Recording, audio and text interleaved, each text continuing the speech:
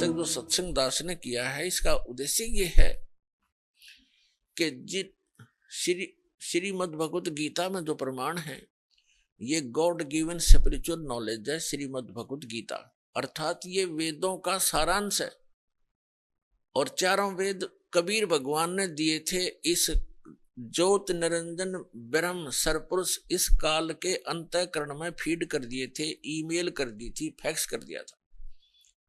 और जब इसने डाउनलोड करके देखा, कंप्लीट स्पिरिचुअल नॉलेज भेजा था परमात्मा ने इस ज्योत स्वरूपी निरंजन के अंतःकरण में। इसने जब वो डाउनलोड किया, यानी अंदर से बाहर निकाला अपने अंतःकरण से, तो बाहर उन्हें पढ़कर देखा,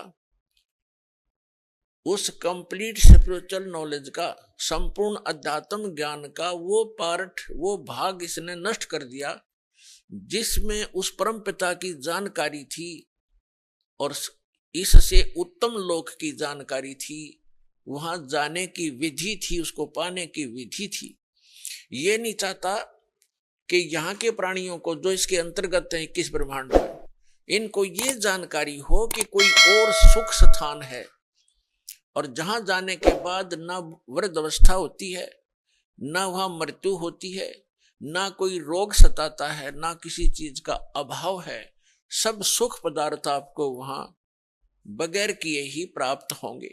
और पुण्यात्माओं, हमारी यहाँ चेष्टा प्रत्येक प्राणी की ये है कि हम काम ना करें, हम मेहनत परिश्रम कम करें और सुविधाएं सारी हो। इसलिए हम अपने बच्चों को पढ़ाते हैं, स्वयं भी पढ़ते हैं, पढ़ा करते थे कि हम बड़े अधिकारी बने और हम काम कुछ ना करें, घंटी बजाएं, नौकर आए और जो वस्तु चाहे वो खाएं, ऐसी तनख्वाह हो, कार हो, कोठी हो और सुविधाएं सारी हो। तो ये यहां नहीं हो सकती। यहां तो चाहे राष्ट्रपति बन जाए, उसने भी दिन में बहुत सी मीटिंग अटेंड करनी पड़ेगी, नहीं तो उसको जीने नहीं दे पब्लिक, उसकी व्यवस्था है। तो इसी प्रकार सतलोक में जाने के बाद वो सुख होगा जिसकी हम खोज यहां कर रहे हैं। वृद्धावस्था वहां नहीं है, वहां केवल युवा शरीर रहेगा। तो कौन चाहता है वृद्ध होना, कौन चाहता है मृत्यु? लेकिन यहां इसका कोई विकल्प नहीं है, यहां तो ये कंपलसरी है, ये तो होगा ही होगा। तो इससे बचने के लिए एक साधना है, साधन है, जो परमात्मा ने स्वयं आकर आप बताई और अपनी प्यारी आत्मा उन परमहंस संतों को सतलोक दिखाया और वापस छोड़ा और उनको दृढ़ कराया। तो यहां पर जितने भी प्राणी हैं सबकी मृत्यु होती है, और हम आजीवन जो संग्रह करते हैं वो हमारे साथ नहीं चलता। हम जिन बच्चों के लिए कोठियां बनाते हैं, धन जोड़ते हैं कि हमारे बच्चे हमारी मृत्यु के बाद वो सुखी होंगे, और वो बच्चे हमारे सामने ही मर जाते हैं। ऐसे बहुत से प्रमाण, ये दुखदायी घटनाएं हम समाचार पत्रों में भी सुनते हैं, टीवी पर भी देखते हैं। एक पूरा परिवार एक सत्संग सुनकर आ रहा था किसी संत का, तो उसमें इतना पक्का याद नहीं दास को कि 12 सदस्य थे पूरे परिवार के या 13 थे। उनमें से एक घर पे था और बाकी 11 या 12 सत्संग सुनने गए हुए थे, सत्संग सुनकर आ रहे थे, दुर्घटनाग्रस्त हो गए। पूरा का पूरा परिवार मारा गया, छोटे पोता पोतियां से लेकर बच्चों तक। एकला वृद्ध रह गया वो, जिसने सारी उम्र ये सोची थी घना धन इकट्ठा कर लूं, मेरे बच्चे सुखी होंगे, हम तो चलो मर जाएंगे, मेरे पोता पोती तो सुखी होंगे। पोता पोती पहले चले गए।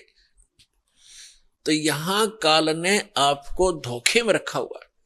फिर दूसरा कारण यह है कि सत्संग, संत की शरण में सत्संग सुनते हैं प्राणी, तो उनको ऐसी आपदाओं का सामना नहीं करना पड़ता।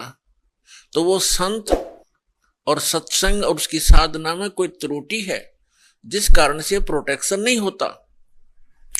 और दूसरा कारण यह होता है कि संत भी सही हो, साधना भी ठीक हो, लेकिन अपने में कोई त्रुटि हो, हम नियमों का पालन ना कर रहे हो, उससे क्या होता है, फिर नाम खंडित हो जाता है। उस कारण से भी प्राणी साधक साधक होते हुए हानि उठा लेता है, क्योंकि उसका प्रोटेक्शन समाप्त हो जाता है। जो पावर कनेक्शन उसको मिला हुआ था, वो न मिलने से वो पावर वाला काम बंद हो जाता है, उसको सारी सुविधाएं बंद हो जाती हैं। जैसे आपका बिजली का कनेक्शन कट जाता है तो ना पंखा चले, ना एसी चले, ना कूलर काम करे, ना कोई पंप चले, ना कोई हैंड पंप चले, यानी सब सुविधाएं बंद हो जाती। इस प्रकार परम संत हो, साधना शास्त्र अनुकूल हो और साधक मर्यादा में रहे, फिर ये आपदा नहीं आया करती। पूर्ण परमात्मा सत्य पुरुष की साधना करने वाले साधक पर ये आपदा नहीं आ सकती। दुर्घटना में मृत्यु, अकाल मृत्यु या कोई अन्य दुख नहीं आने देंगे भगवान, जहां हमारी समर्पित भाव से साधना होगी और सत साधना होगी।